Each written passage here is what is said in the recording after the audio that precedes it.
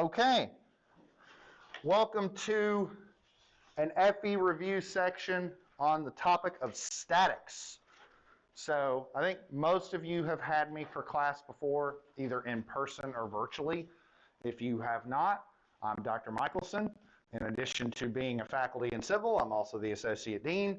And I'm a structural engineer, so this is definitely in my wheelhouse. Now, I'll go ahead and tell you that this session is a little bit beefed up from what I've done in the past, and that's largely due to how we're doing the FE review sessions this semester.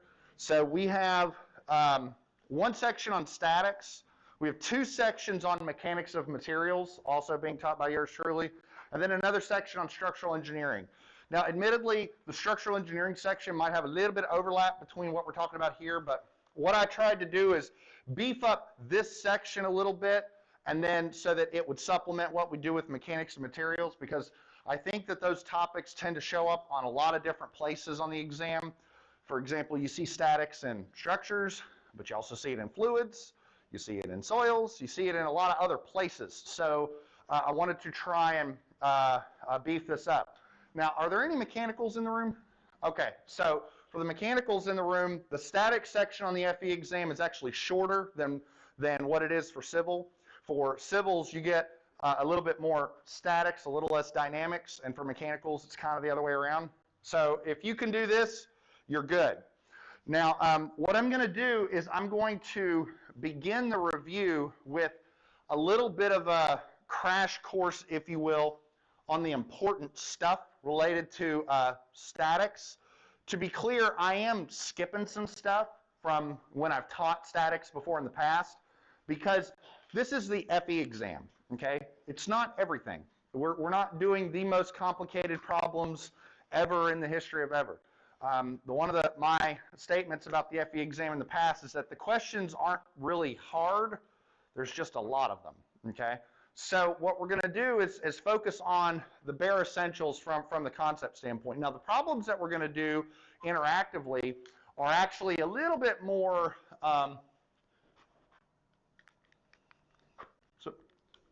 what?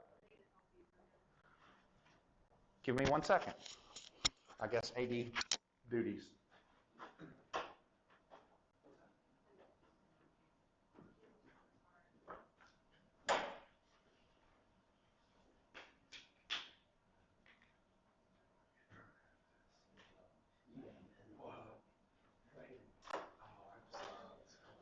What's that?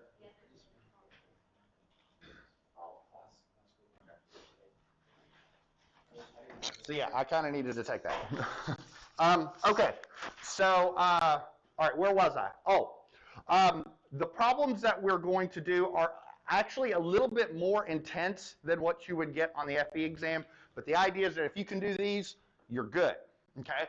So what we're going to do is we're going to start with some relevant background concepts and then get into the relevant static stuff here in a bit. This is just meant to get you back into the swing of things. I see some former graduates in the room, which means it's probably been a while since you did a dot product or a cross product, right? So, I mean, we are talking about statics, aren't we? So guess what? This stuff's going to be kind of important. So this is really square one stuff, okay? So let's get into it. Let's start off with classical motion. So this is sort of where statics begins, when you start to define what's going on. So if you ever have a part, so you start off by defining motion of a particle. It is defined, for example, we define it by some function x as a function of t. We know that if we take the derivative of that function, that we are basically looking at the rate of change of position as a function of time, and we call that velocity. And then if we take the derivative of that again, that is the rate of change of velocity, and we call that acceleration. Now, I'm not getting weird with my formatting here. Some of these letters are bold, some of them are not. Anybody remember why some of the letters are bold? That's what actually matters. No. Although, kind of, indirectly. What's the difference between the bold terms and the not bolded terms? Vectors and what? Scalars. All right, does anybody remember the difference between a vector and a scalar? Vectors have direction. Yes, that's basically it. Scalars are mathematical objects that contain magnitude, and magnitude only, okay? Time is a scalar. You don't, how long is it or how long is that movie? It's 2 hours. It's just a scalar, okay? Vectors have magnitude and direction. That car traveling down 3rd Avenue is traveling X number of miles per hour that way. So it's a magnitude and a direction. All right. Newton's 3 laws of motion. First law states that any object that is at rest or in motion will stay at rest or in motion until acted upon by an outside force. So basically for us, all of the all of the situations that we deal with in the land of statics are at rest or at motion. You know, they're either at rest or at a constant velocity. That's the difference between statics and dynamics. Dynamics deals with bodies that are accelerating. Statics deals with bodies that are at rest or at a constant velocity. Second law states that an object's rate of change of momentum is directly proportional to the applied force, or in layman's terms, force equals mass times acceleration. And the third law says that all forces between two objects exist in equal magnitude and opposite direction. Now, the law of universal gravitation, we aren't going to use this very much in statics land, but we do use a special case of it somewhat indirectly, and that is that two particles with two masses that are separated by some distance r are mutually attracted to each other by some force that can be computed by taking the gravitational constant and multiplying it by the product of the masses divided by the distance squared. And what we can do is we can develop a very special case of that by saying if we consider the radius and the mass of the Earth, then gm over r squared can be recomputed as little letter g, or the acceleration due to the gravity on the planet Earth, right? And on planet Earth, gravity is typically taken in SI units to be 9.81 or 9.80 meters per second squared, and in US units taken to be 32.2 feet per second squared.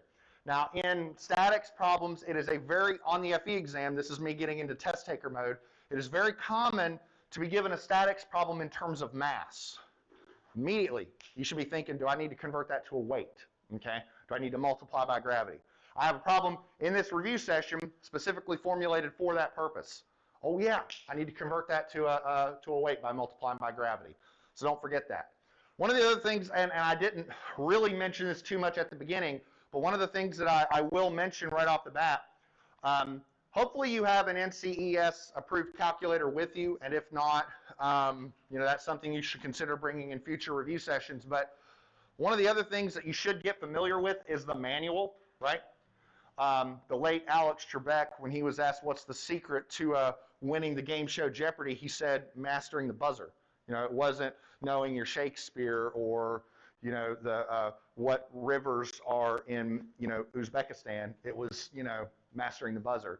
And I think one of the secrets to mastering the FE exam is knowing the manual, knowing where stuff is. And I think these days it's very tempting to say, who cares, Dr. Mike? We got Control F. Who cares about that? Well, if you don't know what's in the manual and generally understand the anatomy of it, you're going to be at a disadvantage. Just point blank, just telling you. So you can download a copy for free on NCS website. I think you should. However, for statics, really aren't going to use it all that much. Most of the problems in statics land don't really rely upon it all that much, except for maybe some centroid references, but a lot of that stuff you can sort of remember. Okay, let's talk about math. You are going to have a dedicated section devoted solely to math, and I would argue that if you don't have some basic handle on some basic math skills, you're going to have a bad time. But there are some things that are specifically applicable to statics that I want to focus on, and we are going to have some mathematical preliminary examples before we get into statics land. But some important concepts in algebra, you need to be able to factor stuff. I think that's pretty important. You need to be able to use the quadratic formula. I think that should be old hat. This is a big one. Simultaneous equations, two equations, two unknowns. Your Casio FX115 ES Plus or similar scientific calculator will do this for you. If you don't remember those procedures and whatnot in your calculator, I would dig them up.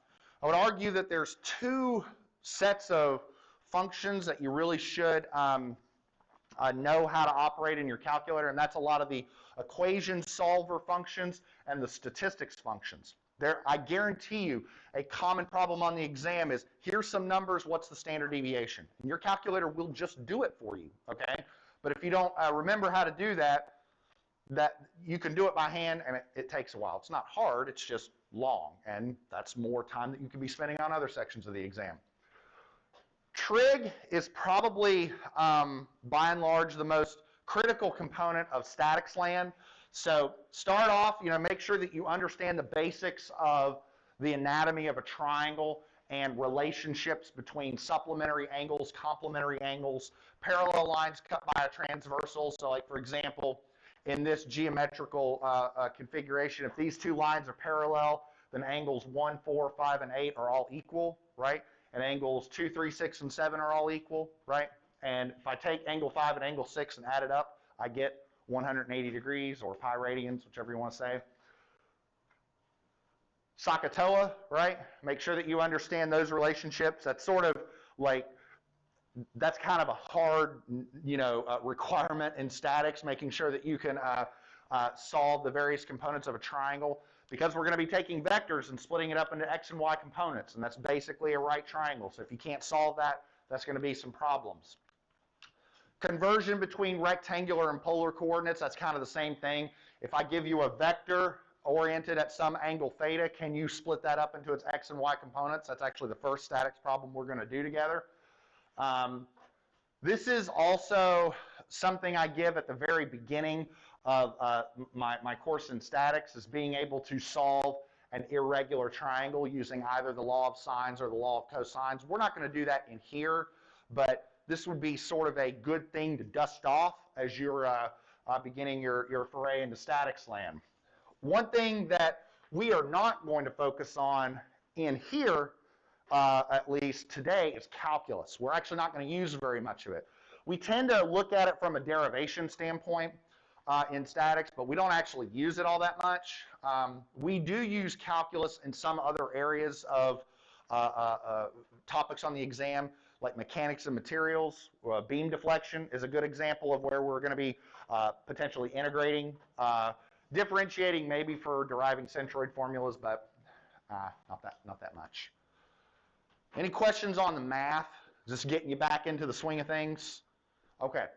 Let's talk about relevant concepts in statics. Okay, I'm going to throw a lot of formulas at you, but a lot of it can really be boiled down into two things. There are two fundamental concepts in the field of statics, and if you understand these two concepts, you'll understand everything you need to know. Those are forces and moments. So that's what we're going to talk about. Let's talk about the basics of vectors.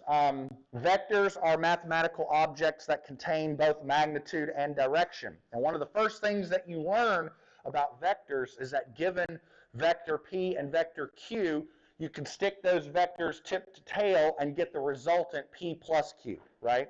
In fact, when you first start learning how to add vectors up, that's how you do it, is graphically, okay? So if I have three vectors, I can do P, Q, R, and then boom, P plus Q plus R is just from beginning to end. And one of the other things that you learn because of that, because of the geometrical properties of vectors, is that vector addition is commutative. Do you know what I mean by the word commutative? That means that the order doesn't matter. P plus Q is the same thing as Q plus P. So you can do vector addition in any order, it doesn't matter.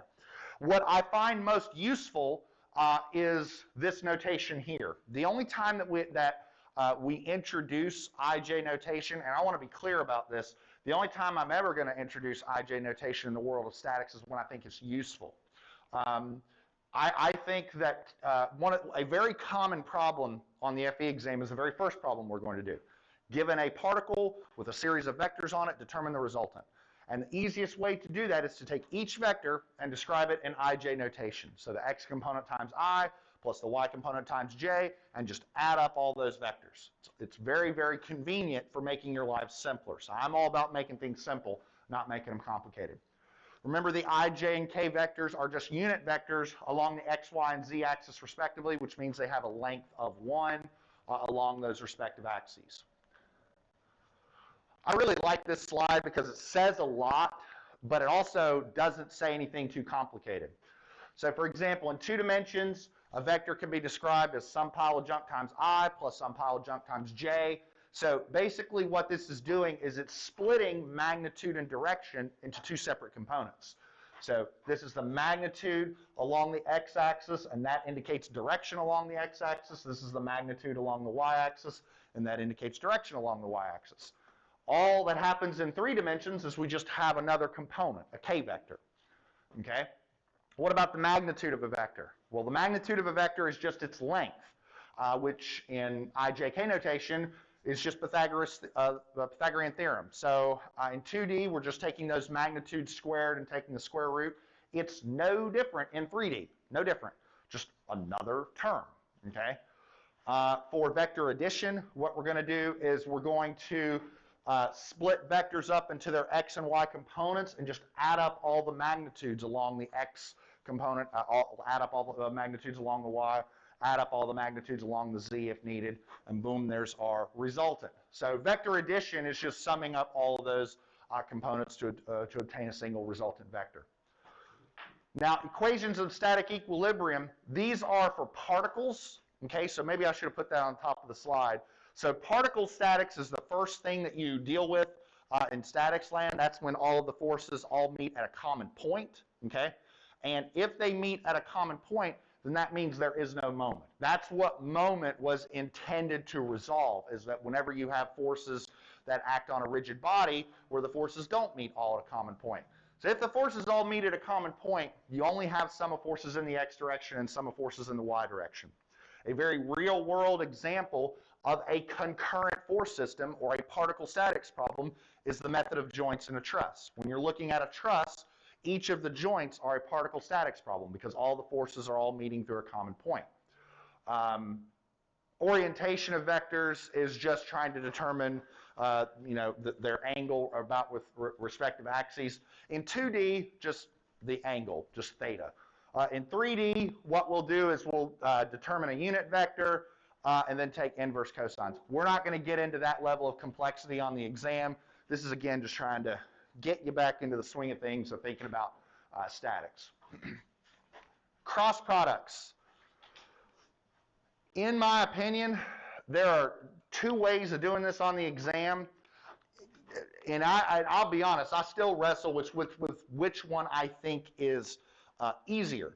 There's doing it by hand or doing it in your calculator. To me, at least having the ability to do it in your calculator will have a means of checking your work. I know the Casios can do cross products inside the calculator. I don't know that it's all that necessary here. But let's make sure that we remember what a cross product is intended to represent. So if I have 2 vectors, A and B, and they are not collinear, okay, then they are going to form some parallelogram if I join their vertices. And I propose that the cross product, remember, a vector has a magnitude and a direction, okay? So the magnitude of that cross product is going to be the area of this parallelogram, which is the magnitude of this times the sine of that angle. The direction is the only direction that we could arbitrarily define such that we'll get a unique answer for every cross product, and that's going to be normal to that plane. So that's the cross product. That's what A cross B is. The order matters with cross product. A cross B does not equal B cross A, okay?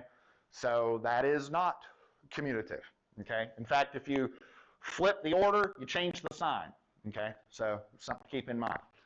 Now there's 2 ways of evaluating a cross product. When you do all the math and derive it, you can express it as this determinant here on the top right. You can do it one of 2 ways.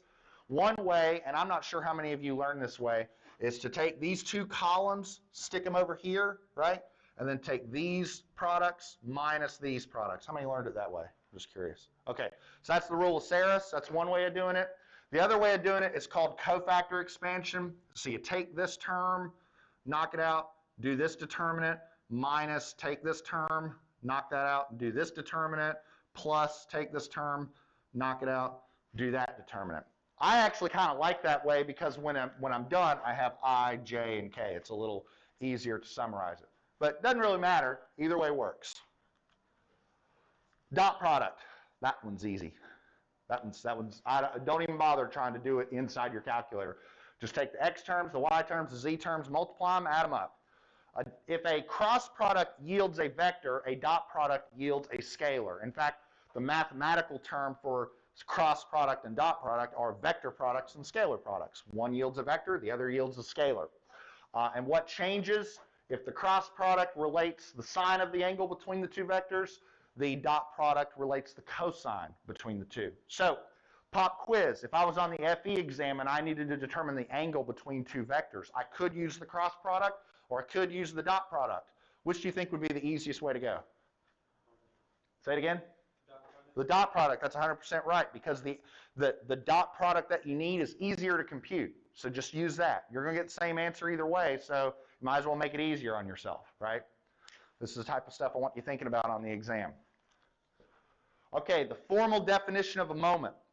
Okay, so remember, moments are necessary when forces do not act all through a common point. Here's a table, here's me sitting on a table. So here's a force going down, and there are reactions here acting upward. Those forces are parallel and not acting through a common point. We need moments in order to determine the equilibrium conditions of this table. The moment definition, the formal definition, is the cross product of r cross f. R is a position vector, f is a force vector. Now r is defined as from the point of interest pointing to any point along the line of action of that force.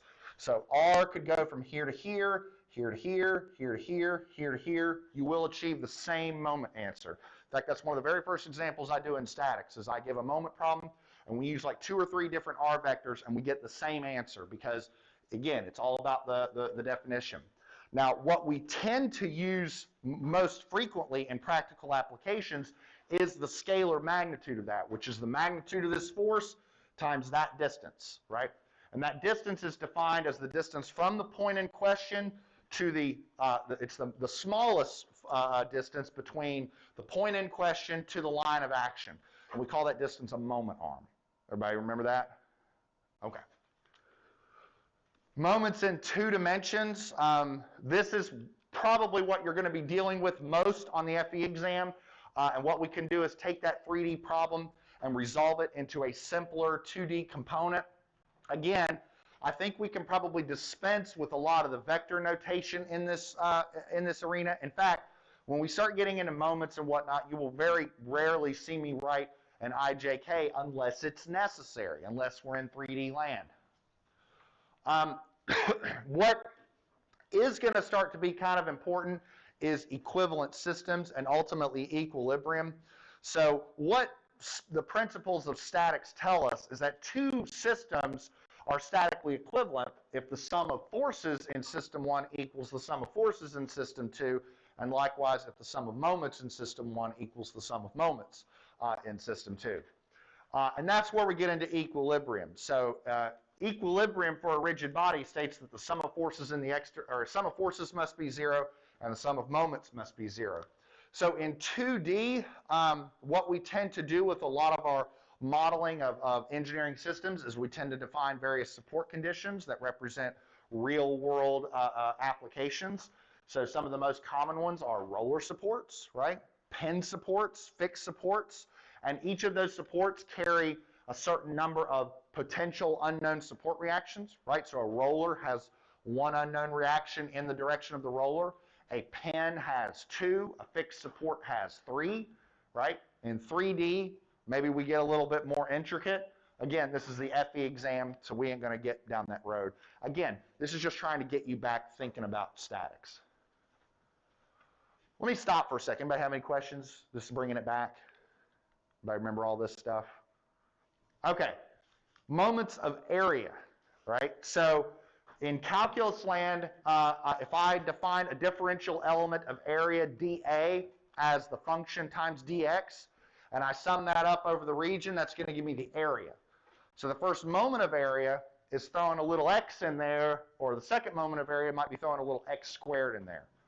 Now, we could get stupid with it. We could define a 67th moment of area, but really these 2 are the only ones that are useful to engineers. The second moment of area is what's referred to as the area moment of inertia, or just the moment of inertia. We will deal with that a lot in mechanics and materials review, because that moment of inertia is how we as engineers express flexural stiffness and response under bending, okay? But the first moment of area is very useful in computing the centroid. If I take the first moment of area and I divide it by the area, that gives me the location of the centroid. This is a readily available list in a statics textbook. There's also centroid references in the NCES reference manual. I'd argue if there's any one thing in the reference manual you might want to know where you can find in terms of statics, it's where the centroids are. However, I personally think that what's most important is that you kind of know some centroids.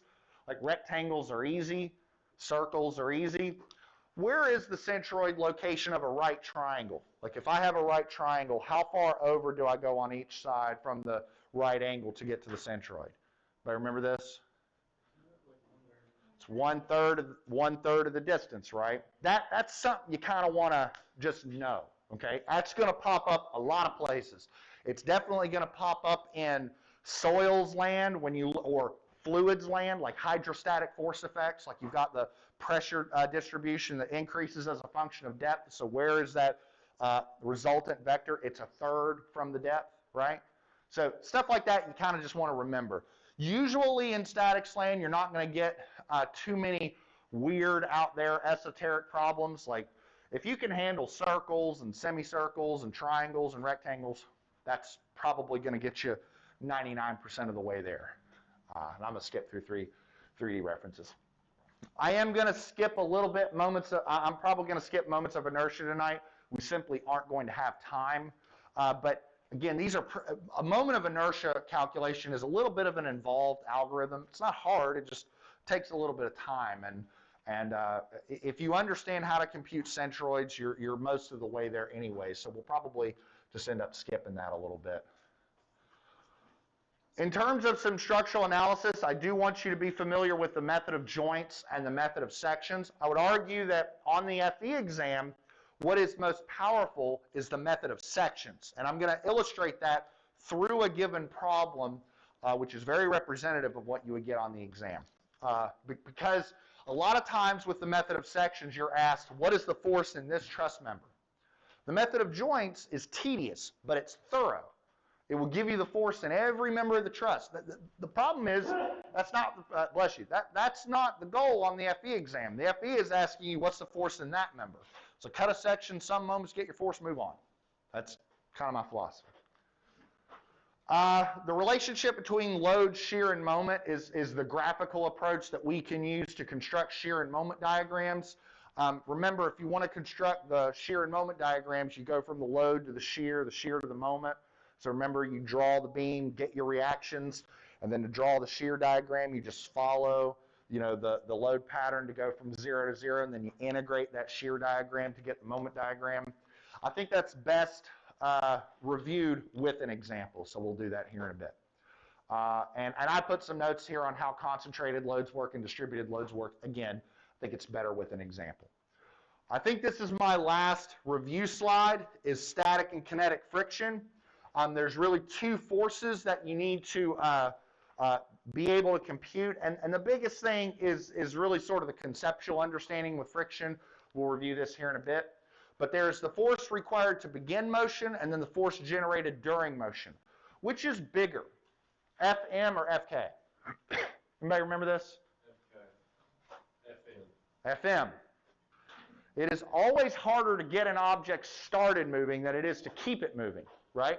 It's like when you're moving a sofa across the living room, for your roommate or something, right? Once you get it moving, you can keep it moving pretty easily. It's actually getting it started that's harder, right? Make sense? So that's going to be a mental sort of exercise that you need to go through. All right. Any questions? Okay. Let's get into some examples. Now, I'm going to go away from the slideshow a little bit because I have all of these in a little OneNote here. So, and by the way, did everybody get a handout? Did everybody get the handout? Yeah, I did, but can you share this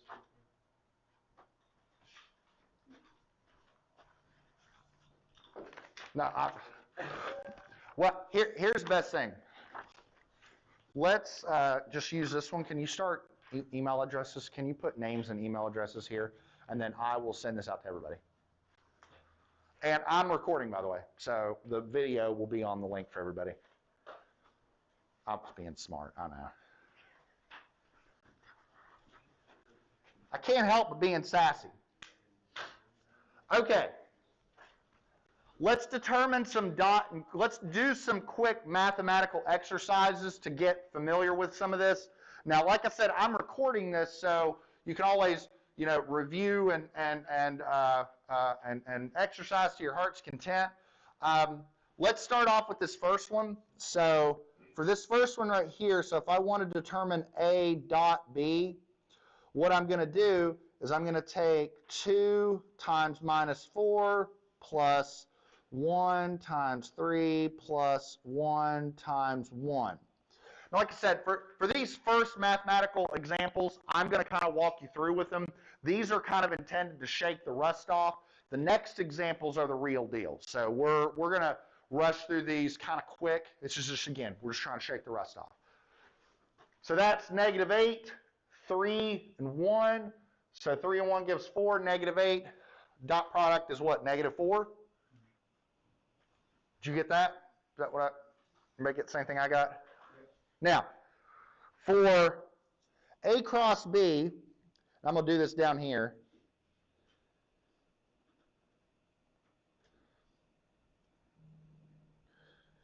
So we do 2, 1, 1, -4, 3, 1.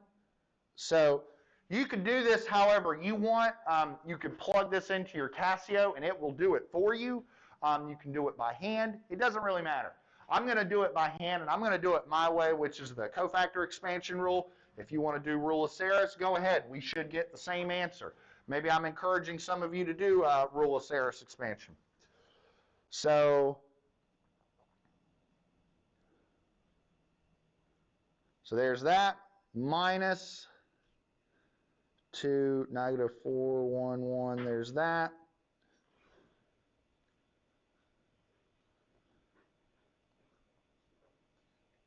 There's that.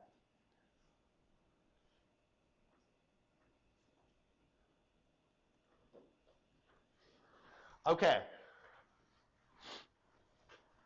So y'all remember how to do a 2x2 determinant? Remember this? You go that times that minus that times that. So that's 1 minus 3. We've got -2 minus j. So 2 minus -4 is 2, right?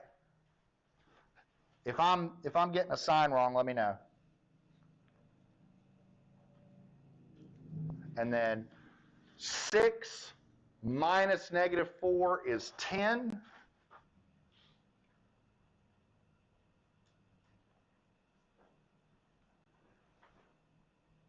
Did I get that right? I'm asking you. Got to make sure everybody broke out their Casio FX 115 ES Plus or similar scientific calculator. I'm a human being. Don't hesitate if I have a little mathematical hiccup. Does this make sense? Anybody have any questions? All right. Now this one, I highly recommend that you do in the Casio. This one right here. Determine the solution to the following 2 equations. So the way that you do that is you take 3x plus 2y minus or equals 27, and 4x minus 4y is 26. What you do is you write that, and I'm setting it up the way that a Casio sets it up, although the TI-36X does it the same way. I'm going to set this up in matrix format. So basically all I'm doing is writing out the relevant coefficients. And I believe in the Casio, you do mode and I think it's 5, and I think it's 1. Am I correct on that? Yeah. Okay, and then input these, and boom, it'll give you the answer. And I'm not trying to just turn this into technician's work where all just, you know, put the buttons, hit the buttons this way, and hit the enter, and it'll give you the answer. But because I know I'm fairly confident everybody in here could solve a 2 equations by 2 unknown system by hand if you wanted, but it will take an inordinate amount of time to do that on the exam, especially when you are given the tools that will do it for you. We are engineers, not mathematicians, okay? So does anybody have any answers for me on this? I have 8 and 2/3. Pretty simple, right? And so those are the 2 numerical values that satisfy this equation. And if you don't believe me, is it 2/3 or 3/2? 3/2. 3/2. Yeah. 3/2. Okay. If you don't believe me, just look at the equations. Let's look at this bottom one. 4 times 8 is 32. 4 times 3/2 is 6. So 32 minus 6 is 26. What about the top equation? 3 times 8 is 24. 2 times 3/2 is 3. 24 and 3 give you 27. Those are the only 2 values of x and y respectively that will satisfy both equations. Okay? And that is a very fundamental skill in statics land, because what are you dealing with in statics? You're dealing with simultaneous equations all the time. Find the reaction such that the sum of forces in the x direction equals 0, the sum of forces in the y direction equals 0, and the sum of moments equals 0. That's a simultaneous system right there. Okay? With me so far? Yes? You ended up with 2 with the J. What's that? On the first part, J has a 2 next to it. Oh, yeah, okay, so is it supposed to be 6? I thought 6. Is it 6?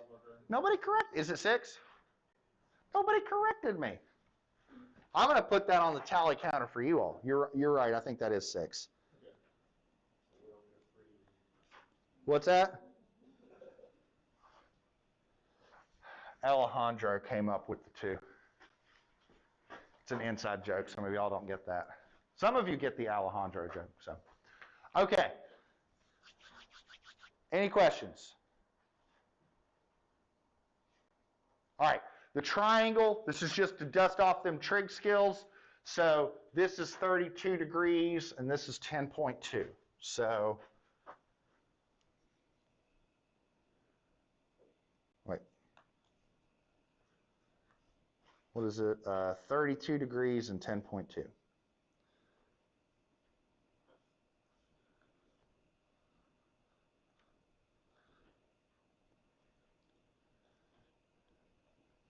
What's the easiest way to do it?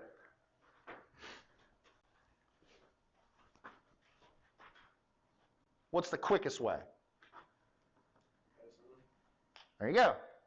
The cosine of 32 degrees is c over 10.2 centimeters.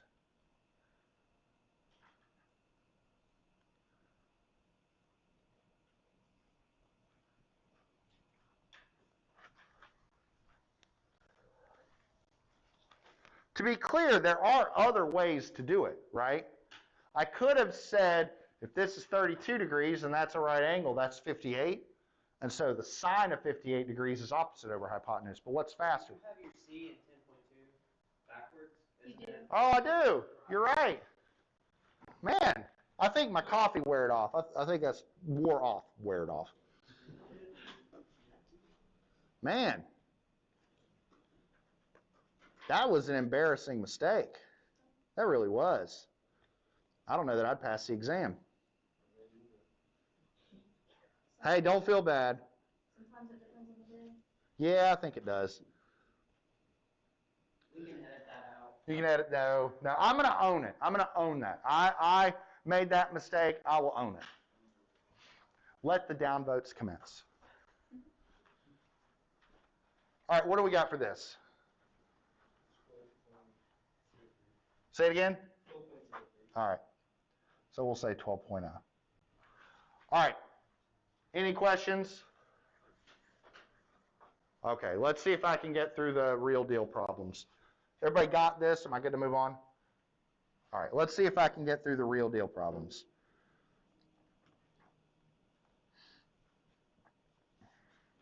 Okay, so I have an I-bar here subjected to 4 forces, okay?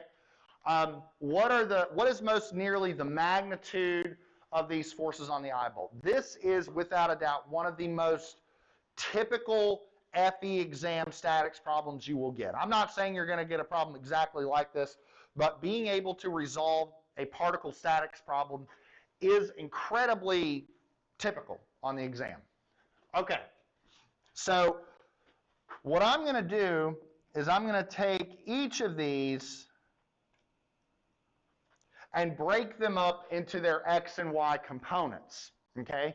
Now, there's no magic about the order. I just kind of went with the components I think were easiest. I really like this problem because there are various ways that the angles are expressed.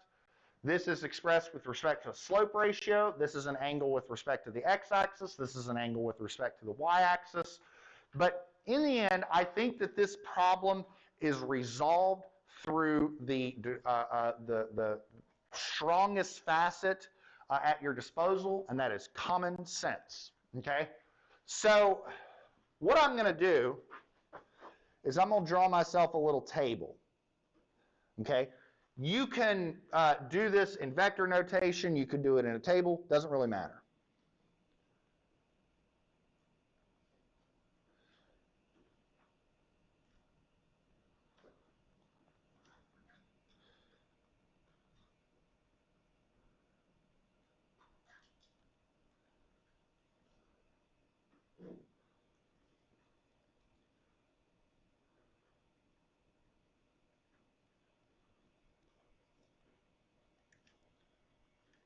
Okay. So I'm going to take each of these forces, describe them by their x and y components, and then resolve them. Now, let's be clear. What are we trying to do in this problem? We're trying to determine the magnitude of the resultant. What is the resultant? Well, the resultant is if I could replace these vectors with a single vector that is statically equivalent, what is the magnitude of that vector? Okay? And the way that I'm going to do that is I'm going to add these vectors up. Okay? And the way I'm going to add them up is I'm going to split them up into their x and y components. Now, take each one of these one at a time. What's the x component of vector 1? 0. What's the y component of vector 1? 10. And it's positive, right? Because it's going up. So we'll say 0 and 10. Now what about vector 2? Okay, let's look at vector 2. Vector 2, now it's not being expressed in terms of an angle. We've got this 3, 4. Now there's a couple ways to do this. If I know that that's at a 3 to 4 slope ratio, I could determine that angle, then take sine and cosine of that angle respectively. But personally, I think it's easier to recognize that this is what a 3, 4, what triangle? 5. So this is 3, 4, 5. So if this is 3, 4, 5, maybe this, so first of all, are these both positive or negative? 9 and 12.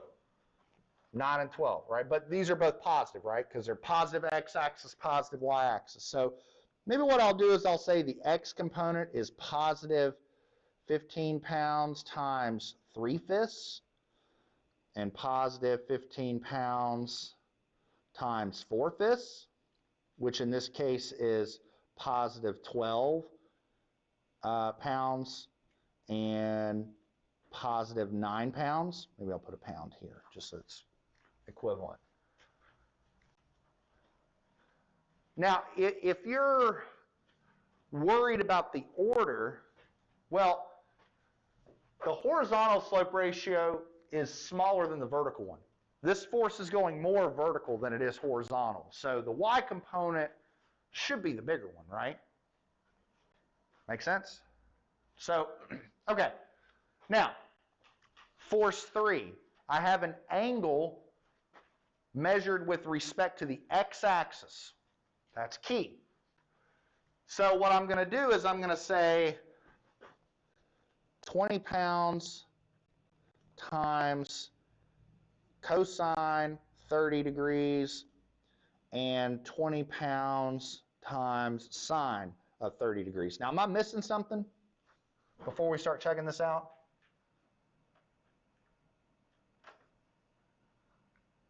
What can you tell me about force 3? Is the x component positive? What about the y component? So maybe I ought to throw myself a little negative sign right there. So what is the x component going to be? And what x component and y component? And by the way, let's just do like 2 decimal places. This is the FA exam. Look at these choices, like just close enough.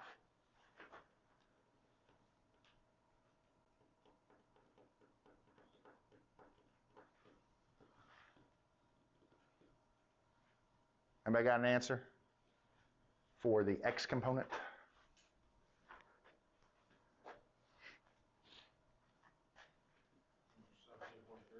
17.3. Do I have a second on that? Yes. What about this one? This one should be easy. Right, because the sine of 30 degrees is 1/2. Could you also do negative 20 times cosine 60? Well, yeah, and we're going to talk about that here in a second. So let's look at force number 4. Now, we have an angle of 15 degrees, but that angle is measured with respect to the y-axis. So what I'm going to do is I'm going to say 15 pounds, and I'm going to put the sine of 15 degrees here, and 15 pounds times the cosine of 15 degrees here. Now, you could do this one of 2 ways. You could use 15 degrees and swap your trig, or you could use 75 degrees and use cosine sine. Whichever you want to do, it's fine. You'll get the same answer. But before we start chugging, what are my signs for both of these? Negative.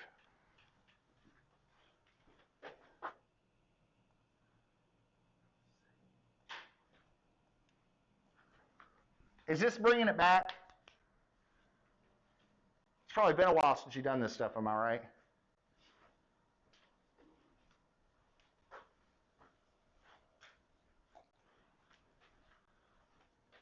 I see some of you in here worried about capstone, some of you worried about, you know, core and DOH work and all that jazz. Charge codes. Okay. All right. What do we got for these? And we'll say 2 decimal places. What about x component? Which one? X component. 3.8? This one right here. 3.80? 3.8.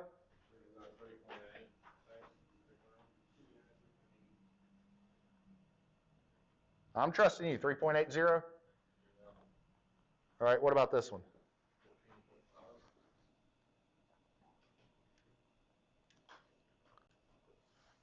Is everybody okay with that? Is anybody going to second him? He's the only one saying anything. C. Shook your head. Yeah, I was like, yeah.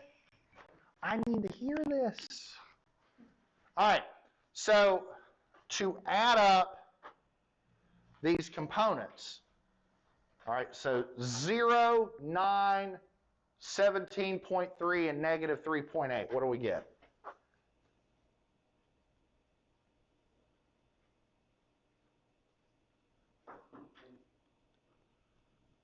What's that? 22.44. So there's some trailing decimal points I'm missing here. Yeah. I didn't run differently, I'm sorry. Okay. I goofed up. All right. We got 22 and a half, perhaps? Anyone else have that? There we go. All right, what about RY? So RY, we're adding that that, that, and that. Negative 12.5. Negative 12.5. Do I have a second on this? Yeah. All right.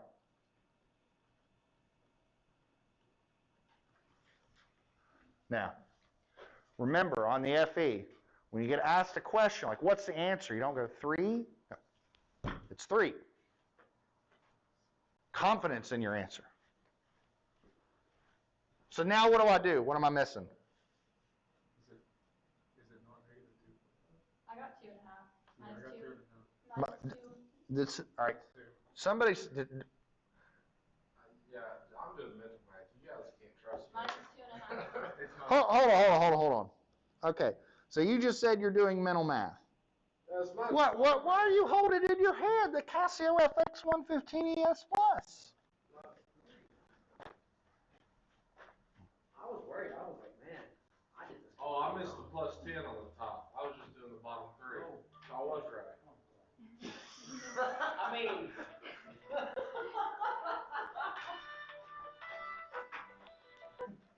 knew I wasn't crazy. I looked at that. Okay, are we good? Well, the top one's centered and the other in a line. So I'm kind of You started there. What about Thanks for noting. Mr. Randolph? Next session, bring coffee. All right. It's the line Are we? of the numbers. What? It's the alignment of the numbers. It's the alignment of the numbers. So it's guys. Are we good on these? I will take the fault for the first couple, but this one, that one's you. All right. Now what do I do? You do the Pythagorean theorem. There you go. Now, do I need to? Don't really know. Why? What's that? Because the X force is so much larger. No. That's not what I'm getting at. Oh, do we need to we need to get the resultant force for the... Yeah, so I propose we need to get the magnitude of the resultant, right? Now, let's do a little bit of mental math here. I know that's stretching that a little bit. But I got a triangle here that has a 22.5 and a 2.5. What do you think the hypotenuse is going to be? Okay, and what's on the FE exam? What are we trying to do? Process of elimination? And which one is it going to be? It's going to be D, right? If you don't believe me, try it out. I already did it. And It's 22. it's D, right? There is something to be said about it's D. Like, let's move on. You know what I mean? Oh, my bad. I'm on 0.02. You are going to see something on the FE exam quite a bit. See, I didn't ask you for the resultant. I said what is most nearly the magnitude of the resultant. You're going to see that a lot on the exam. Okay? They do that so that it encompasses, so that the problem encompasses different means of solution. Okay? Some of you could do it graphically, some of you could do it the way we're doing it, and you're going to get the same answer. Okay? Does this make sense?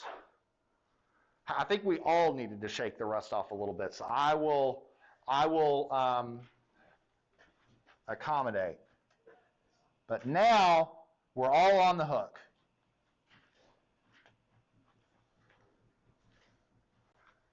Any questions? Now, if you were paying attention at the beginning part of the problem, I wanted you to look out for something. What did I want you to look out for? mass. Oh, that's right. This sign has a mass of 150 kilograms. Statics deals with equilibrium related to forces. There you go. So, weight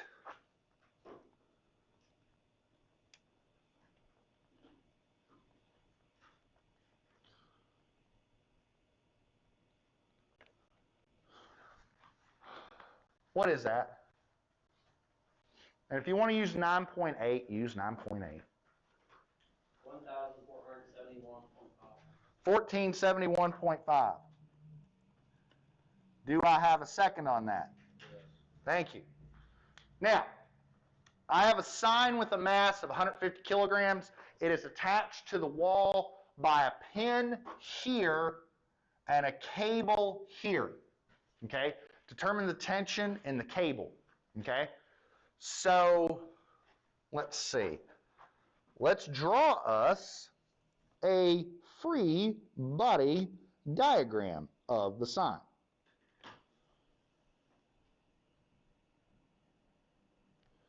So we have a hinge support right here.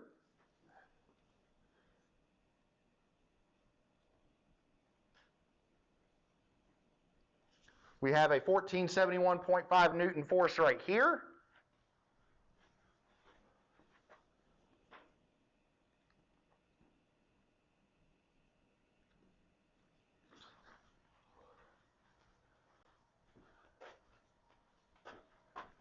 Okay?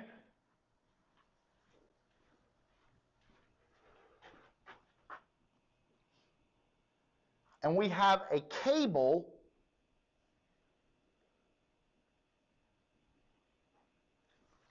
yanking like that. Now, help me out. Does anybody know what the slope ratio of that cable is? Maybe that's a 3 to 4, right? 1.5 meters to 2 meters. Now, what I'm going to do is I'm going to take this cable right here and I'm going to split it up into ACY, ACX. I'm going to split it up into X and Y components if you're okay with that. Even if you're not, I'm still doing it. Now this is hinge B. What I'm going to do is I am going to employ the sum of moments. Now, why am I going to employ the sum of moments? Because not all of the forces are meeting at a common point, right? I've got a hinge here, I got a force here, and I got a force there. So, sum of moments seems to make the most sense. Now, if this is a hinge, what do I know about the sum of moments at a hinge? They're 0, right? The sum of moments at a hinge is 0. So what I'm going to do is I am going to sum moments at the hinge. Remember this, put all our moments this way, all our moments that way, right? So we have 1471.5 newtons times 2 meters.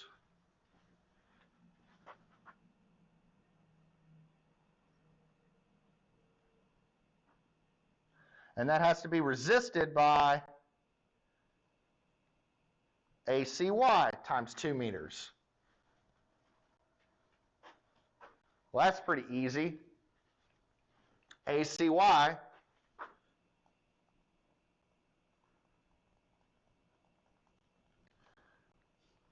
is 1471.5 newtons. Well, how do I determine AC? Would you agree? It's going to be 4/5 of that. Oh, hold on. No. Let's look at this. Would you agree that ACX is to 4 as ACY is to 3? Or AC is to 5? Look, here's my point. The hypotenuse is supposed to be bigger, not smaller, right? Now, you can do this however you want. You have ACY. You could determine ACX and take the Pythagorean theorem. I propose that AC is 5/3 of ACY.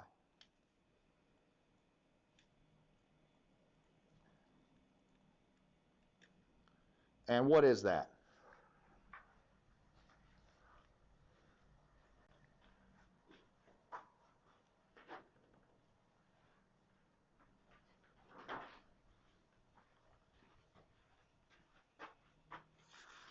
I got 2,452.5.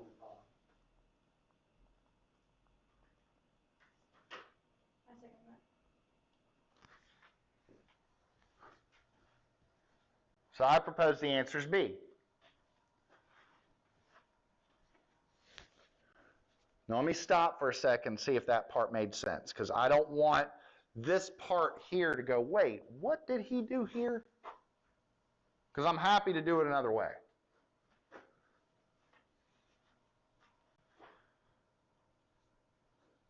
Everybody okay? Any questions? Okay. Let's get into some maybe more real deal problems.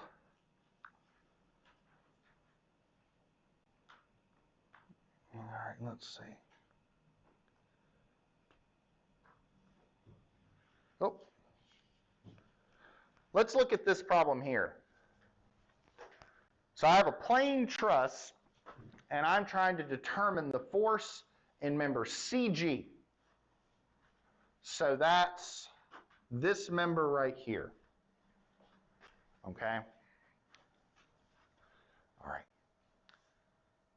Let's conceive of some strategies before we start attacking this problem.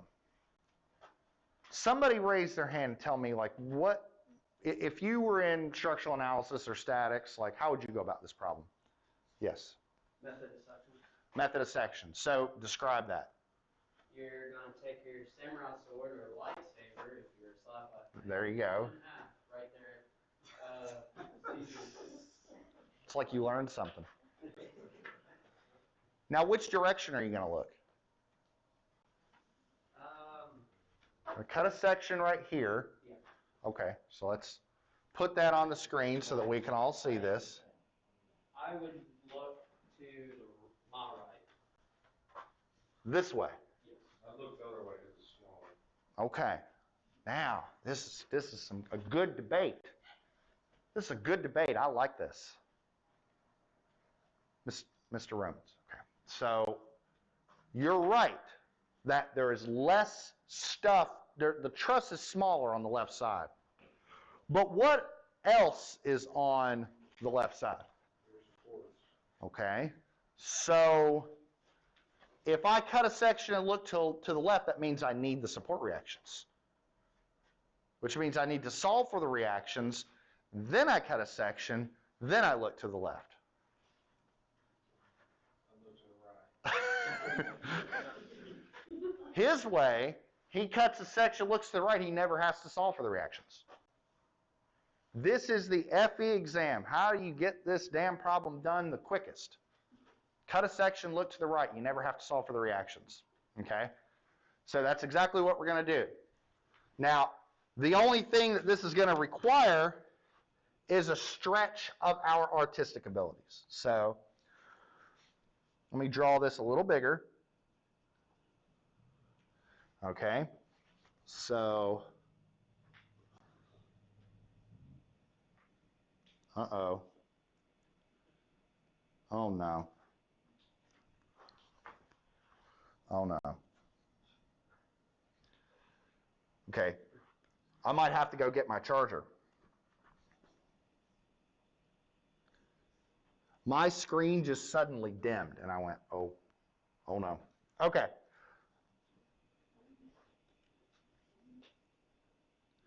Okay, so we're like this, and this is where we cut the section, right? So, let's see. We've got the truss sort of extending out like this and extending out like that. We've got this force right here, this force right here, this force right here. This is 40 kips. This is 40 kips. This is 20 kips. Okay, let me see if I can drag this over a little bit.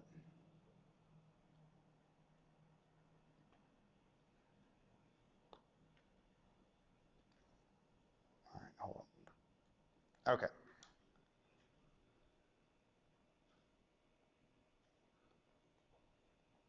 That drawing got all sorts of messy. Okay. Now let's see if we can come up with some dimensions. Okay, so this dimension here is 20 feet. Please do not scale this drawing. This dimension is 20 feet. And this dimension right here is 20 feet. So notice that I'm kind of drawing in those joints there. So this is joint G, this is joint B, this is joint H, joint I, joint J, this is E, this is D, this is C. Can anybody tell me how tall BG is? I'm just curious. Like, how tall is this member right here? This member BG. So this is 10 feet, and on the very end it's 30 feet. So 10, 15, 20, 25. So this dimension is 25 feet, right? Okay. So, okay.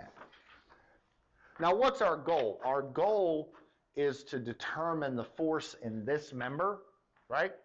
Now, usually what you want to do is you want to sum moments at a place that eliminates the other unknowns, right? But that might actually be kind of geometrically challenging when you're in the heat of the moment on the exam, because technically what you could do is you could follow these forces out and like sum moments out here. But I think the geometry is a little wonky, right?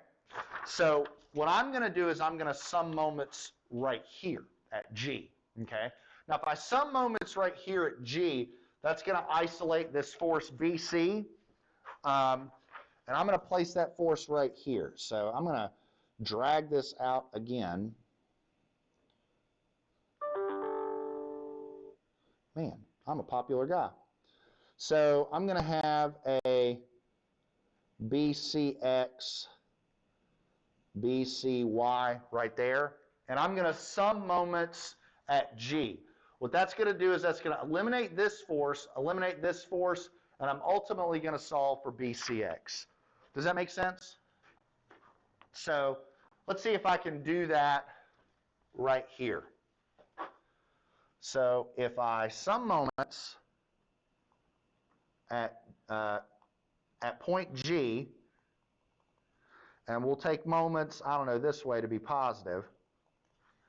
So what do I have? I've got 40 times 20, 40 times 40, 20 times 60, and that has to be resisted by this BCX times 25. Everybody okay with that? So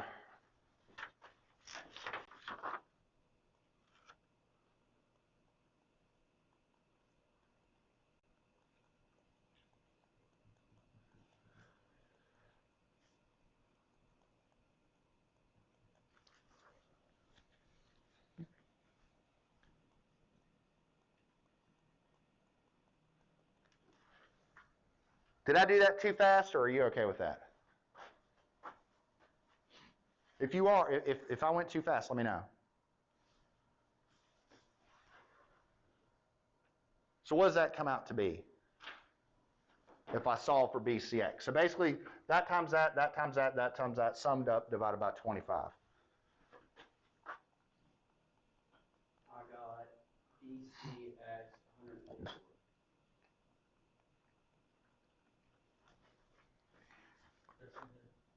Second? Yeah. Okay. All right.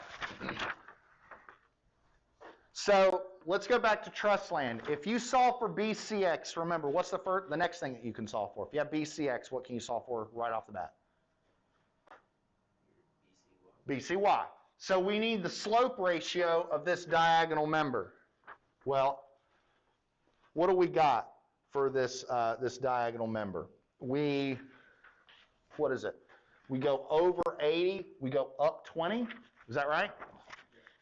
So is this a 1 to 4?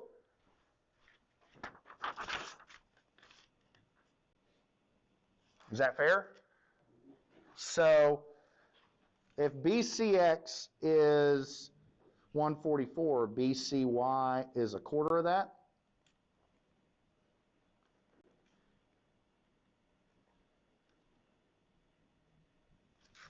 Is that fair? So there's that.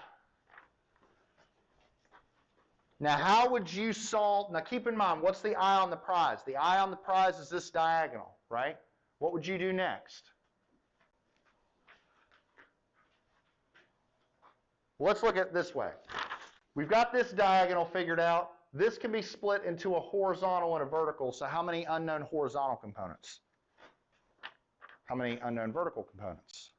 So maybe we ought to sum forces in the y direction, right? Because I can take this and split it up into CGX, CGY, right? If I'm going too fast, let me know. So if I sum forces,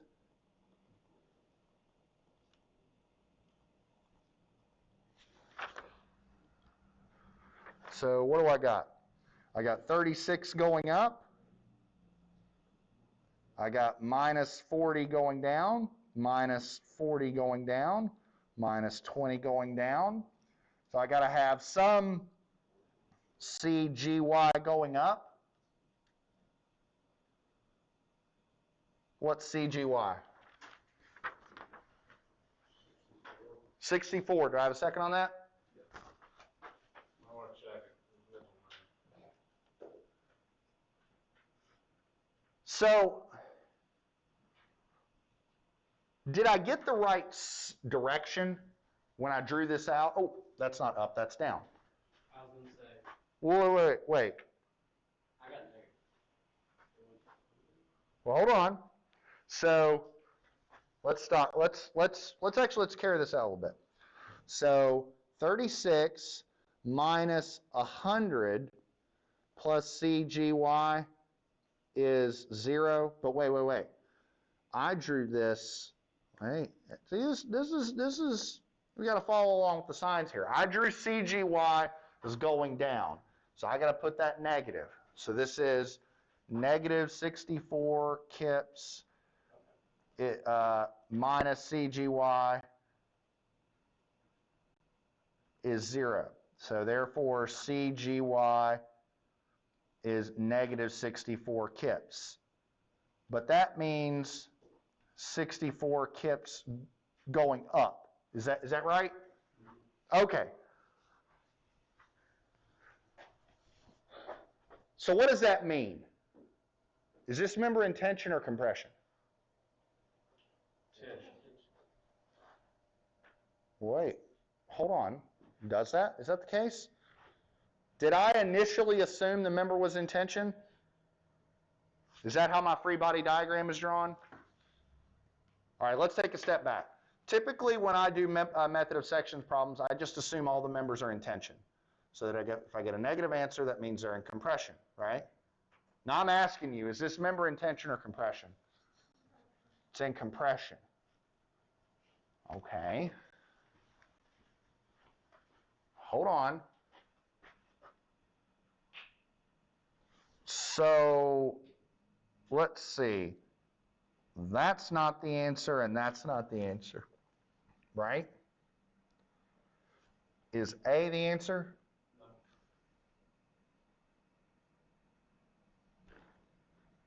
No. Do I need to do any more? I'm asking. I want to stop for a second. You have a look on your face. What? Just realizing how much I forgot.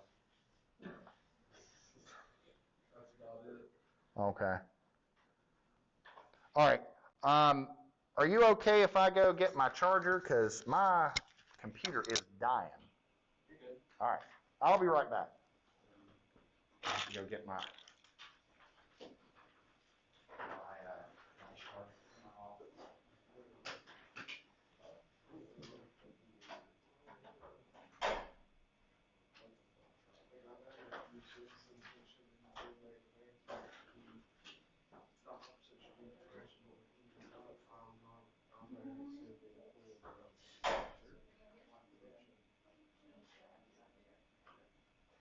So when I'm at home, I just grab stuff as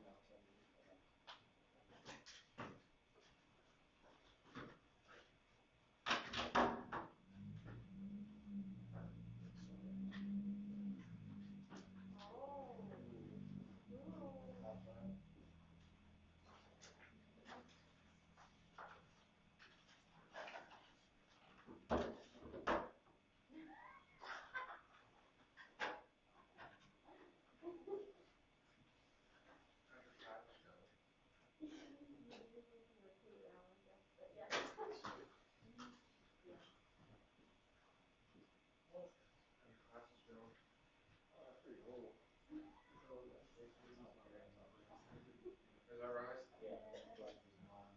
So I ain't not the favorite. You trying to feel like I feel?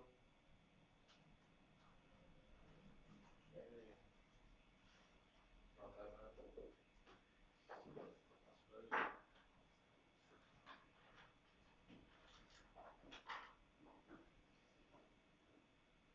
Sorry, just had to get out here. The only thing I'm going through is some remodeling the house. So what? I spent a little time on it. No. Yes. Right. Right. I know how that works. Oh, so I'm working with this company called like I gotta start studying for this too. When did I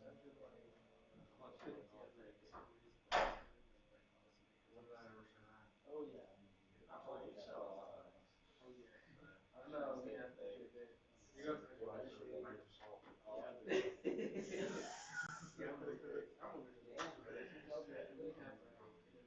Yeah, last time you told me like No, like, he's not pretty busy. Uh-oh, you might want to plug in your PC. Did I make it in time? Is my computer going to die?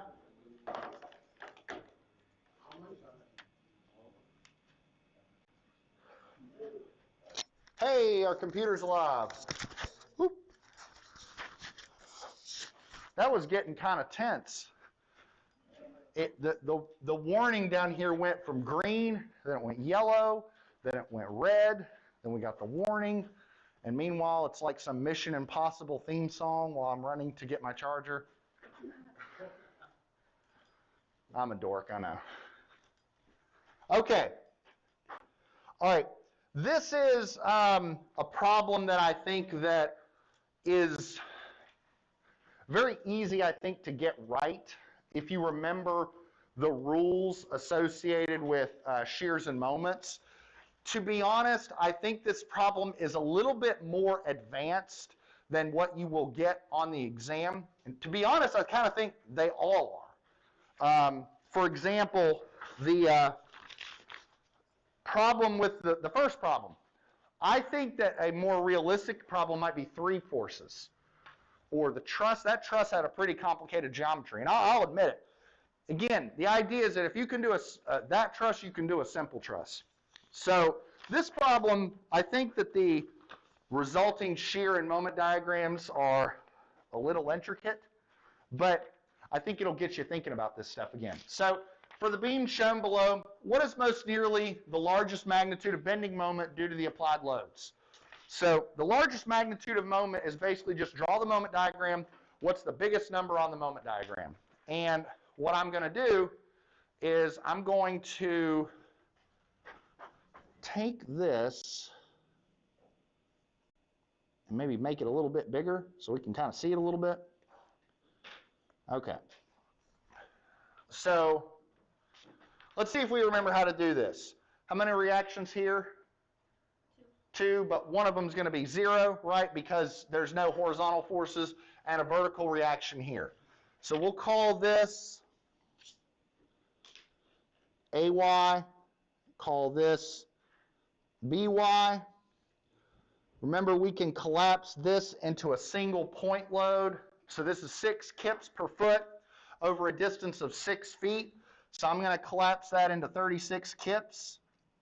And that is a distance of 3 feet, right? And then this one right here, I have 10 times 6, which is 16. So 16 times 4 is what, 64? Again, I'm not trusting my mental math after tonight. You all have pizza. I haven't had any pizza yet, so 64, okay.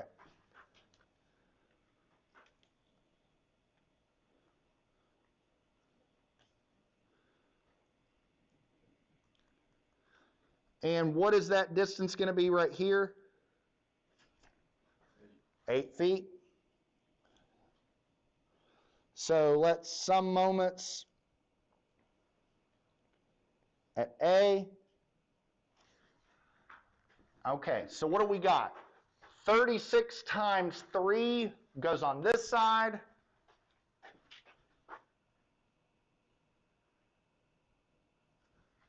We've got 20 times 4. We've got 64. Now, what's our moment arm for this 64? So 4, 8, 16, right? Yeah. I get that right? 64 times 16?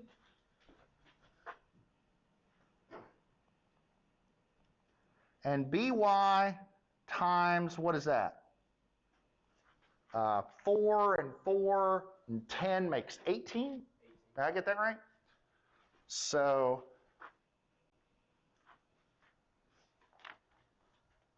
sound good? So let's see. What can I do in my head? So 36 times 3, I don't trust anything. I think that's 108. 80. 64 times 16. Yeah, I ain't doing that one in my head. What is 64 times 16? 1024. So 80 and 1024 makes 1104 is 108 plus BY times 18 feet. What is BY?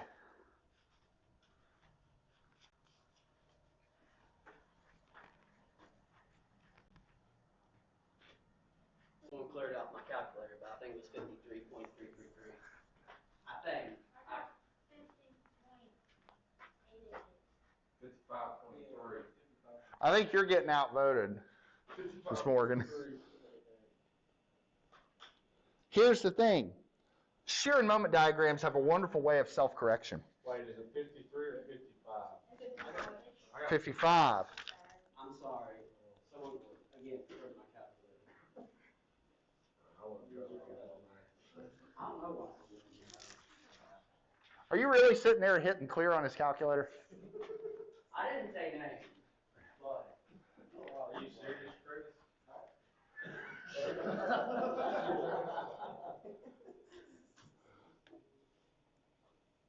That is only something that engineers would do to each other. I'm serious. That's only something like an engineering student would do to one another. And especially like after a reinforcement ratio or a Darcy-Weisbach where it's just this huge formula, you know. And the number is really small. It's like 0.00003862, and it's really important that you get it precise. That's why we have you just hit answer and enter it comes back. Watch this. You're going to change his life. All right. 36 down, 20 down, 64 down, AY down, 55.33 up. So what do we got?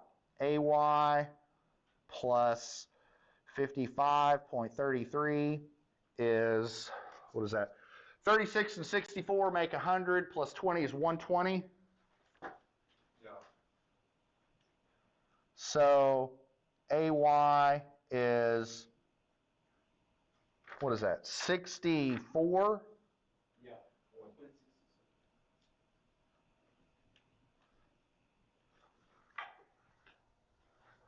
Well, I got it. I have it. Wait.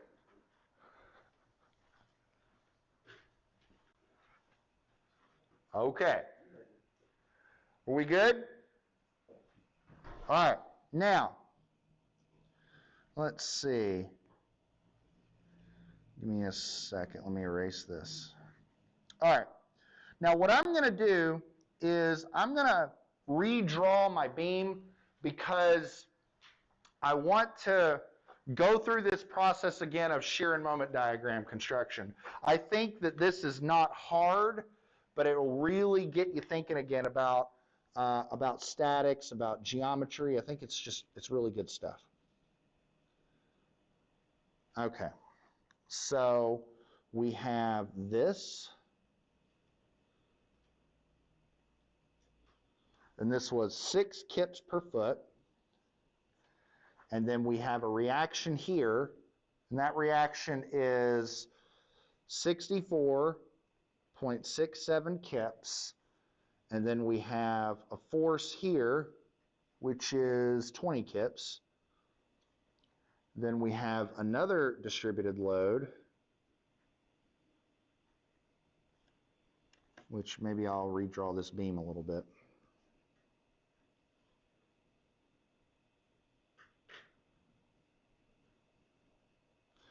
Okay, and this is 4 kips per foot.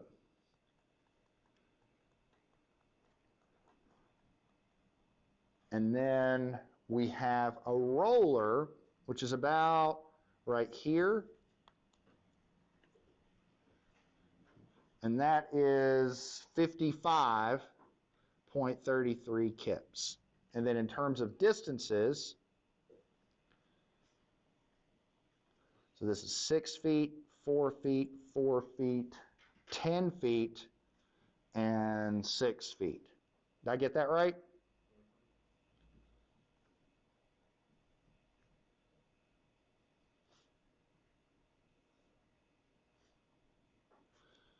All right. Notice how what I didn't draw are the 36 kips and the 64 kips. You remember when you're drawing shear and moment diagrams that, like, let's take that 6 kips per foot. We collapse that into a single load that is 36 kips, right? But that is an abstraction that by us to make the construction of the shear and moment diagram easier. But in reality, that load is spread out.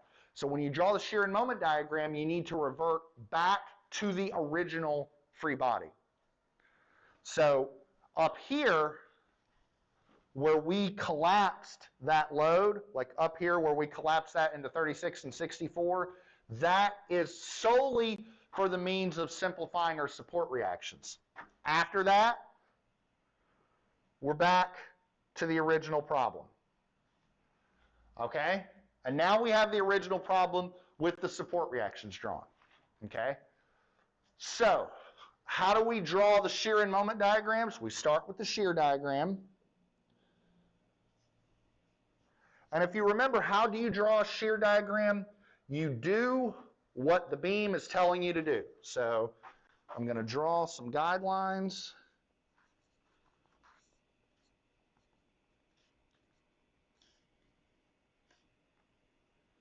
All right. So this is my shear diagram, and we'll say it's in kips. So you remember I start at 0, and I do what the beam is telling you to do. So if I start at 0, what is the beam telling me to do? It is telling me to go down 6 kips per foot for a distance of 6 feet. How much is that load?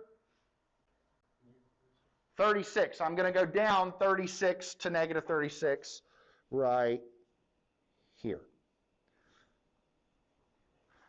And then the beam says, Greg, go up 64.67. And I go, all right, calm down.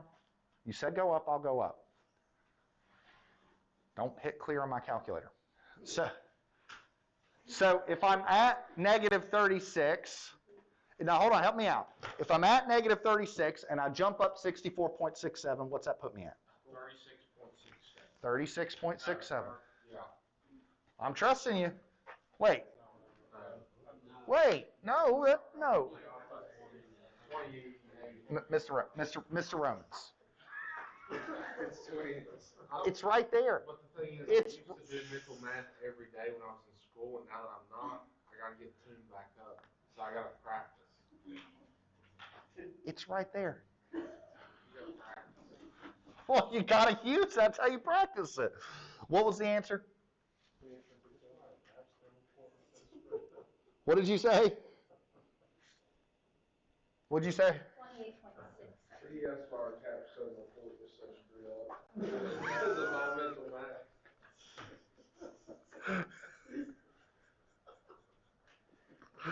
Oh man, I've been here since like 7:30 straight, so yeah.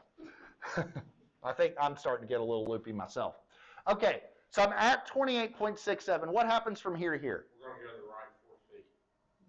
Flat, right? And then I drop down, and I think I can do that one in my head. I think that one's going to be 8.67.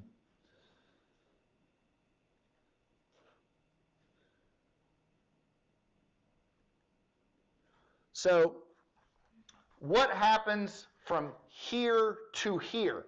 I'm at 8.67. How much do I drop? 40. So if I'm at 8.67 and I drop down 40,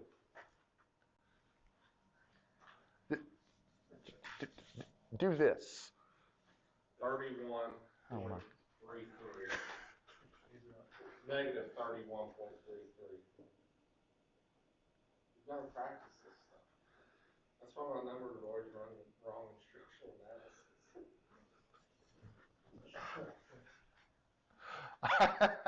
All right, I'm at negative 1.33. Now what do I do? So if I jump up 55.33 from negative 31.33, what's that put me at? 14.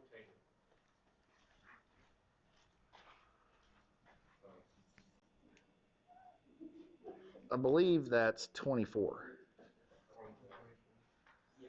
And then 6 foot, 4 kips per foot drops me down 24. Brings me back down to 0.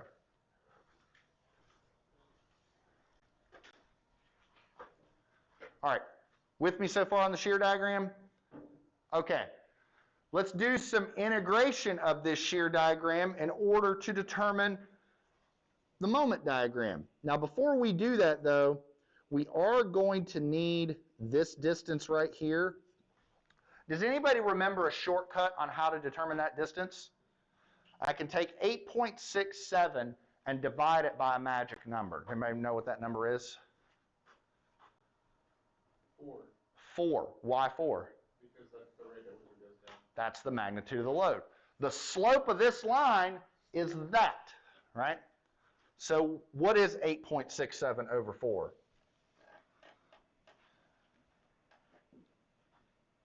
Two,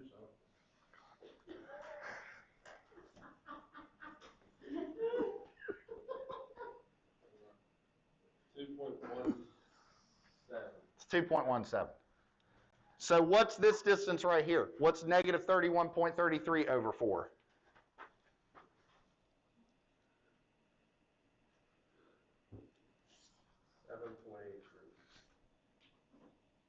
What is this plus that? It's 10. So just to check. All right, help me out on some integration, okay? What's the area of this triangle? Half of 36 times 6, so 36 times 3, what is that, 108? 28.67 times 4.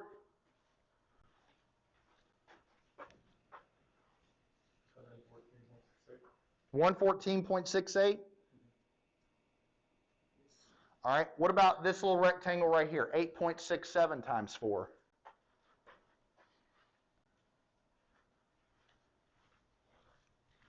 34.68. All right. This little triangle right here, so half of that times 8.67, it's going to be tiny, so we'll say like 2 decimal places.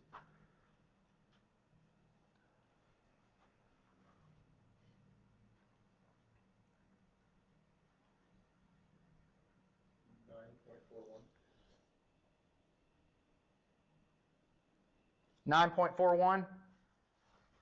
What about this one right here? Half of that times 7.83. Negative 122.66.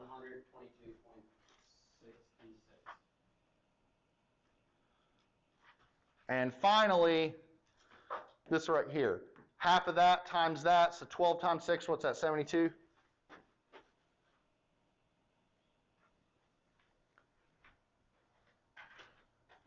Could somebody add up all the blue numbers? Maintaining your signs, by the way. And you keep your hands to yourself.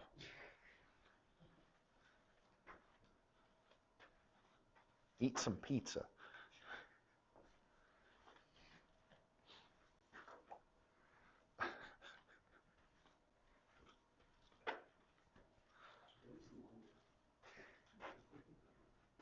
What should they be? 0. There you go. Are they? No. But I think that's the significant figures that we didn't account for. Close. 0.1. Is it good enough? That's good enough. We have some government employees in the room, so. I didn't say it, you did. My paychecks, I get paid by the government too. So. All right.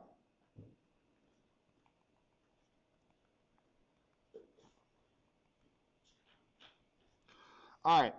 Anybody remember what these look like? So I'm going to go from 0, I'm going to go down to 108. So this is going to be negative 108. All right, everybody watch me up here up on the screen. 1 or 2?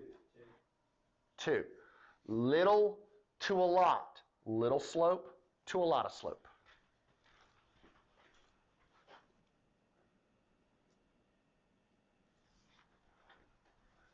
If I'm at negative 108 and I go up 114.68, what's that put me at? What is that? 6.68? Yep. Okay. So, line.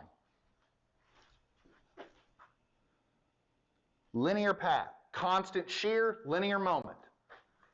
What do I need to be at right here? What's this point going to be? What's that? 41.36. 41.36? Yep. So we'll call that, I don't know, like that. Boom. What's this point going to be right here?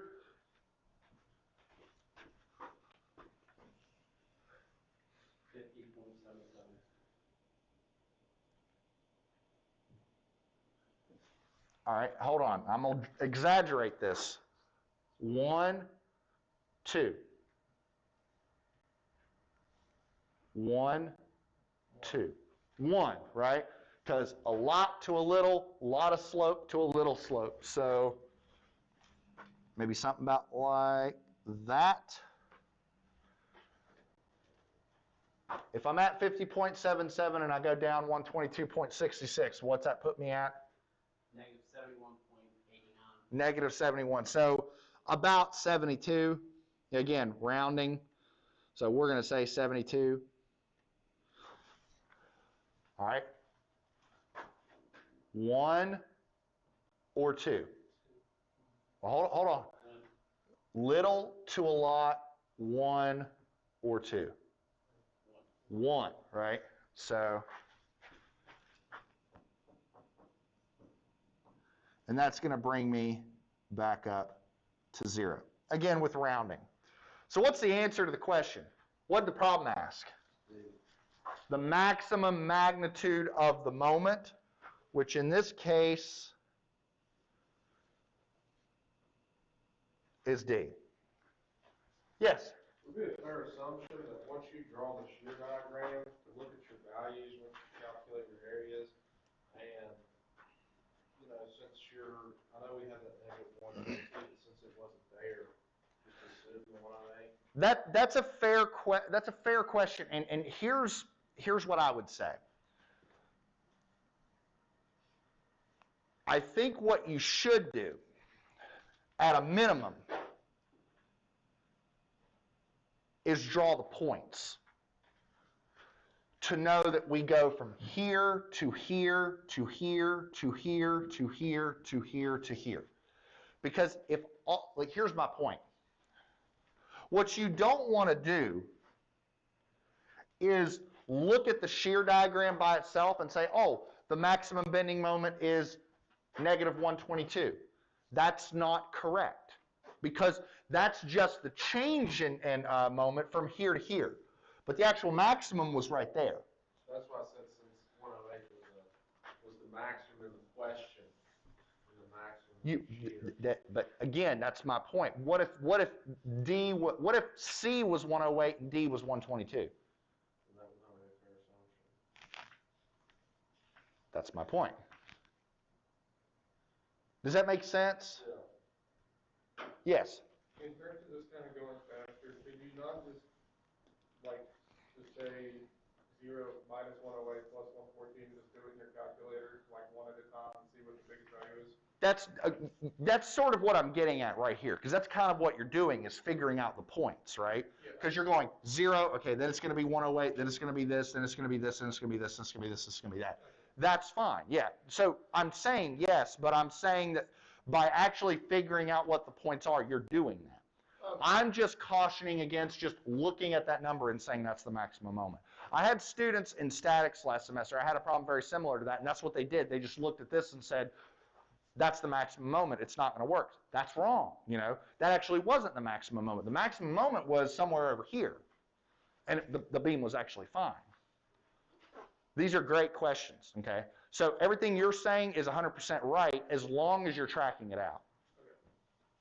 And I think that also works for a problem like this, because we actually took the time to figure out what this is, because this is a relative maximum. So this is all one big parabola, and that's the maximum point along that parabola. So we know that's the maximum moment in that region. Is this bringing it back? Okay. Now we're really sort of like running out of time, and we've done 4 problems. We have 2 problems left, and I think I'm going to make an executive decision and say this is the one that we should focus on, because I think it's representative, but I also think it has some very strong test-taking strategies associated with it. That, and it's a centroid problem, which I think are very important to get right. Let me ask you a question.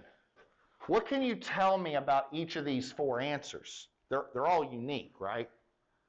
So, from a test-taking strategy, is there anything that pops out as a possibility of a way of doing this? Let me ask it this way. Do I need to find both x bar and y bar? Why? All the y bar values are different, I think. And all the x bar values are different. Okay. So all I need to do is find one of them, and I know the answer, right? So there's no point in doing all of it. You see my point? We don't need to do X bar and Y bar. We just do one of them. Is there anyone, before we begin, that you think you can eliminate?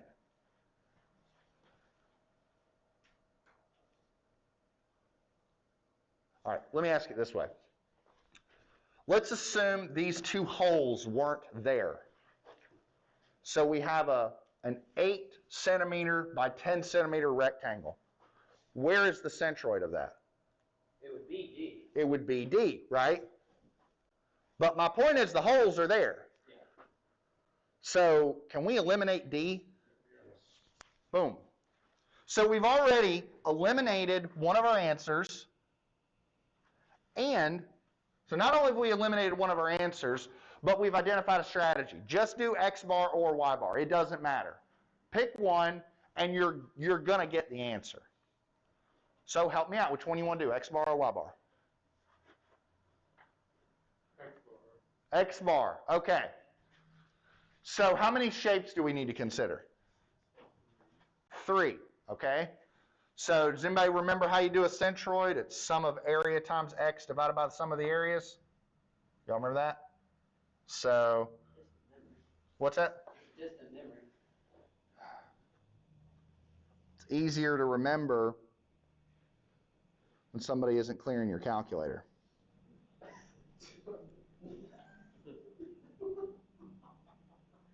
Get a calculator, baby.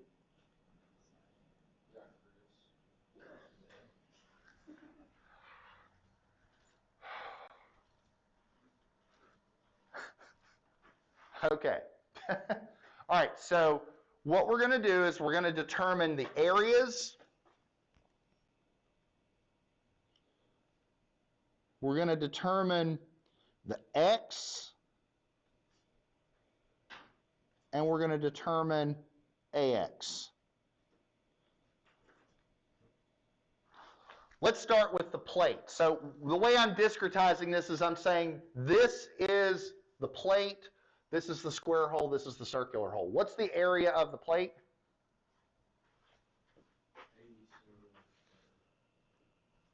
All right.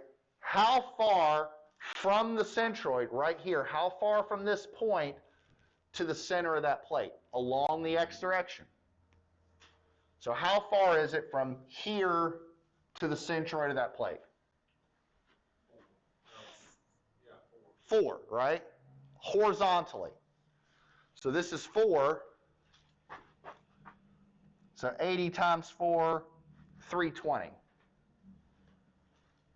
What's the area of the square hole? 4. But it's a hole. It's negative. How far, now we got to pay attention to this, how far horizontally is it? So what we're trying to do is we're trying to figure out the distance from here to here. How far is that distance?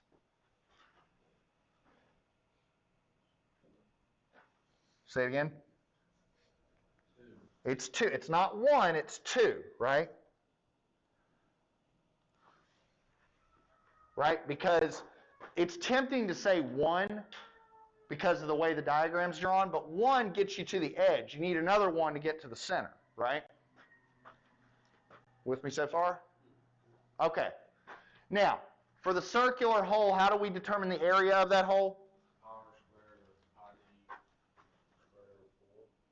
Negative pi over 4 d squared. Because it's a hole. So the diameter is 4.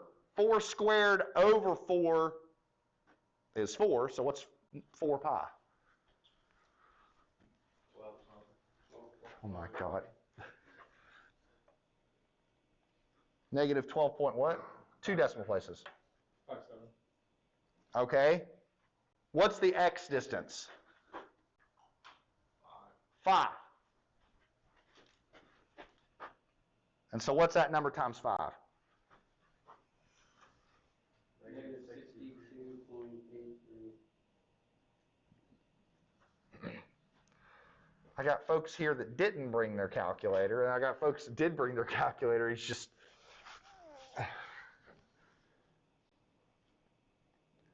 All right, so let's sum up our areas. This is 76. I need help on that.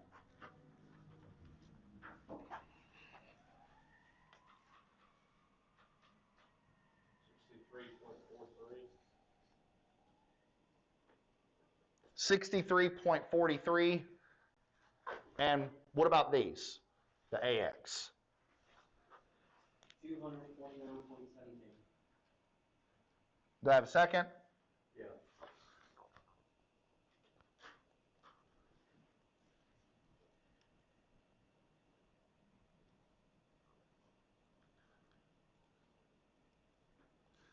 And what do we got here? 3.93. Say it again. 3.93 C.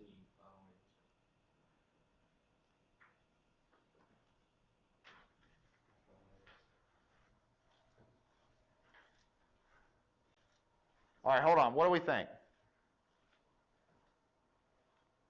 How did that bring it back a little bit? Yeah. Let's see.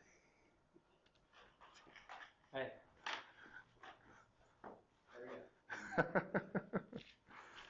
All right, the last one is a friction problem, and honestly, we're sort of running short on our scheduled time, so I'm going to kind of like sort of make a judgment call and think that this one's more important. This is meant to be a little bit of a refresher. I tend to think that the statics component on the exam is not what's challenging, but what's challenging is the stuff that statics uses. Now, I've been at Marshall for some time, and I have found that what our students tend to struggle with is not statics. It's mechanics of deformable bodies. So what we're going to do is we're not going to do 1 week of deformables. We're doing 2. And we are going to take it slowly. This was a little bit of a rush. I know it was. The next session that we do, and it's not going to be till like February 22nd, we're going to take our time with deformables. The first session is going to be on axial and torsion, and then the second session is going to be on beams and Moore's circle and stuff like that. Y'all remember Moore's circle? Oh, we love it. Yeah, we love Moore's circle. I don't believe you. It's one thing. It's not bad. I mean, it doesn't look bad if we know what we're doing. All right, we will get there. Don't worry. All right. That's it for this session.